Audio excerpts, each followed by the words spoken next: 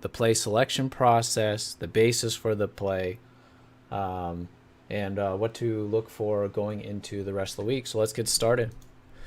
Good afternoon. This is Ifan from the Strategic Day Trader, and this is your market wrap for March 31st, 2021. Q's up 1.5%, SPY up 0.41. So Q's, a little bit of relative strength today to the SPY, a little bit different than what we've seen. But we noted that the SPY yesterday was bullish. Q's a little bit more neutral, and Q's still within this range, right? So still within this range that we were saying kind of comprised all of March here as we kind of finish up, at least most of March as we kind of finish up the month. So Q's here looking more and more bullish. The more time that we spend basing towards the top of this pivot, towards the resistance, the more bullish we get. SPY picture is pretty clear, just still all out bullish, uptrend on every time frame. So that's pretty straightforward. So a little bit more bullish leaning going into tomorrow. We were already bullish leaning coming into today. So Q's doing what it needs to do to transition out of the daily downtrend that I was in. So notice 20 MA has been starting to flatten out here. And if we hold up here, it's actually going to start to point up. Okay, so it's been pretty sloppy here, back and forth. You know, whenever you get a green bar, that you get a gap down followed by a wide range red bar, move up followed by a move down, and now we're moved back up into the area that of resistance. You know, there is some sloppiness, some back and forth going on. You can see the hourly is starting to take more of a direction here, and so this is kind of again the range that we've been waiting for the Qs to get some resolution. So we're a little bit more bullish leaning, at least on the Qs going into tomorrow. SPY remains the same. Okay, still bullish. All right, let's go over today's plays. We'll kind of go over the process because the plays today, let a couple of them go first, but I want to go over why. Okay, so starting off, we had the CONN. Okay, CONN broke the resistance there around 17. Was holding up really well there. A little bit extended there on the 5, but then did this breakout, retested support. You see pretty nice trend there. The problem with the con for me is that it's a little bit too thin on the average volume. 200, 300,000 shares, pretty thin. Of course it worked. Not of course it worked, but it did work, right? It worked. Didn't play it because just a little bit too thin. I expect spread to be an issue, liquidity potentially to be an issue as well.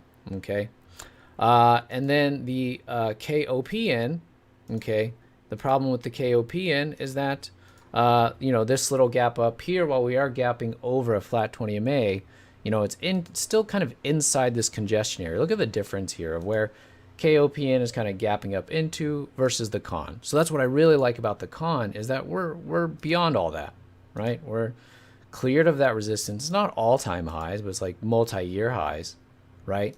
So something really impactful happening on the daily, the weekly, right? And you can see just the volume all kicking up in here so that you know that larger time frame traders are getting in. It's not just your day traders. It's not just your market makers, scalpers, back and forth. Something important going on. So con, kind of nice larger time frame chart, right? Just too thin. And then KOPN is fine liquidity wise, but not that good as far as location on the daily chart, right? And then the AYI. Now, if you were trading with me as we were going later into the morning, right? I told you I'm getting into the AYI. Expect it's going to be a little bit spready. So if there was a flaw to the AYI, it was the spread. The spread, I think I saw one time it was like $1.20, which is not great, but it was a $3 stop. Okay, so it was a $3 stop. But what I like about this is the volume is fine. Could be a little bit on the thin side, but you know, at least it's not 100, 200,000. And like the con, it is cleared of the immediate resistance, right? We're gapping up over here. Okay, so I'll show you what the entry was. And I thought out of these, also the entry is the nicest. You know, even though it's spready, even though, you know, it's going to move a lot, these are the tightest bars on the chart, right? So we're getting in as it breaks above this range. I didn't think we needed to wait for high of the day because the reaction to that high of the day, the shakeout, we're basing up towards the top.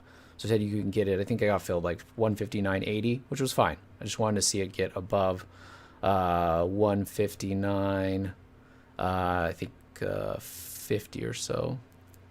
Oh, yeah, 159.50 or so. So not too bad, not too much slippage there. Okay, on the AYI. Now I did have a mishap on this, and if you're with me on the mic, you did kind of hear what happened. I meant to take half here, and ended up accidentally took the whole thing because I didn't adjust the order.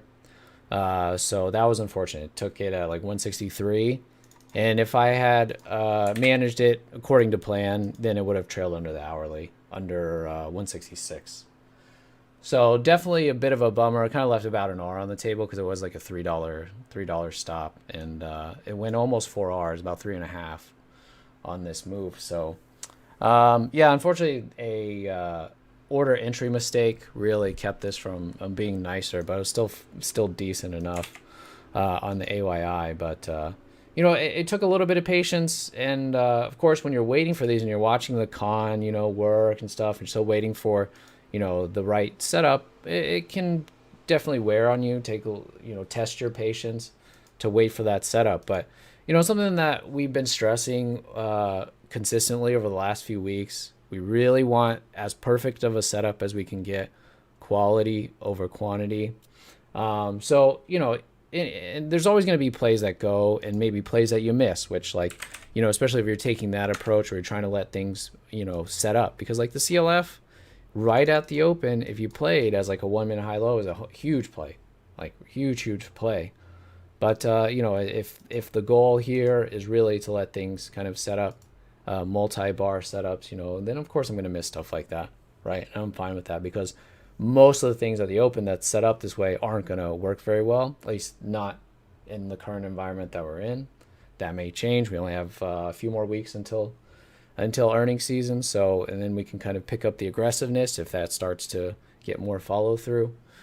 So hopefully, today you can see kind of the process of kind of the play selection. We're looking at the larger time frames in conjunction with the intraday time frames to get something that is perfectly aligned, as perfect as we can get realistically, right?